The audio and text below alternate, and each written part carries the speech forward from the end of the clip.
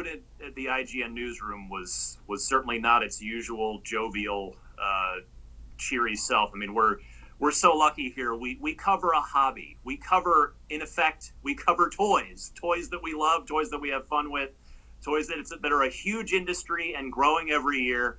But yeah, this was not your typical morning here. Can you talk about the Madden community a little bit? This is something that's sort of become its own micro industry, right? Yeah, the Madden community, I mean, it's really built up over time. I mean, it started years ago. They would have a Madden Bowl at the Super Bowl where they'd sort of mix gamers with actual NFL players and play the game and have a Madden Bowl championship.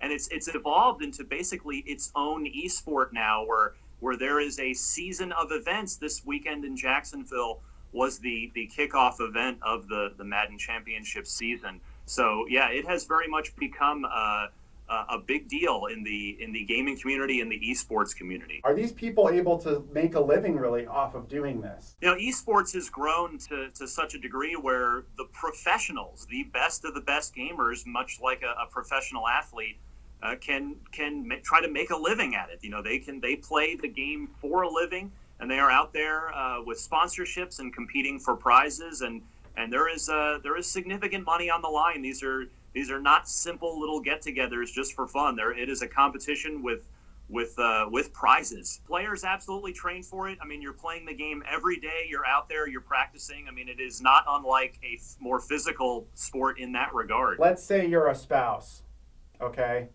and your husband is playing a game and really competitively and gets really, too enthralled in it, maybe gets addicted to the game. We know that's a thing. What are some things to watch out for? What do you guys recommend doing, to kind of keep your life a little more balanced? Well, I think with games, it's the same with anything else. Moderation is the key.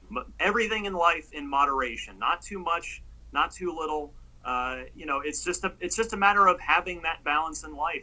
It's great to enjoy video games the same way that people enjoy books, and they'll sit down and binge a Netflix show, but get out, do something else from time to time. I mean, it's just a matter of balancing it, of practicing moderation with games, as with all things. Video games have been a unifying piece of society since their inception. I mean, the fact is, this was a Madden tournament event of bringing gamers together to compete and cheer each other on.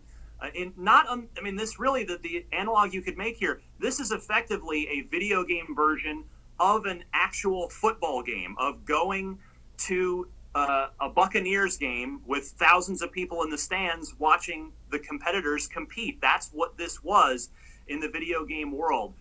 This was the opposite of anything you might want to project onto gaming as the thing to blame here. This was gaming. This was a unifying gaming event that was unfortunately marred by the senseless act of one despicable person. What advice do you have, I guess, along the moderating front for parents specifically when it comes to games that they might be afraid that their kid gets too drawn into?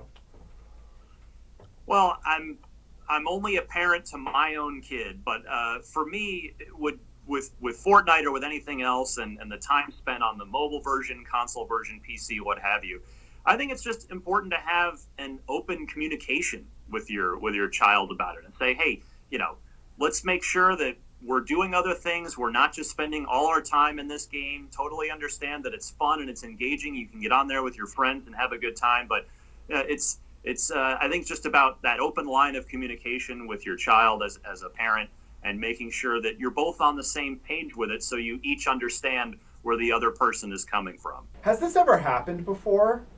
Something like what happened in Jacksonville yesterday that you guys can recall, where an act of violence was carried out at something that was specifically a gaming event?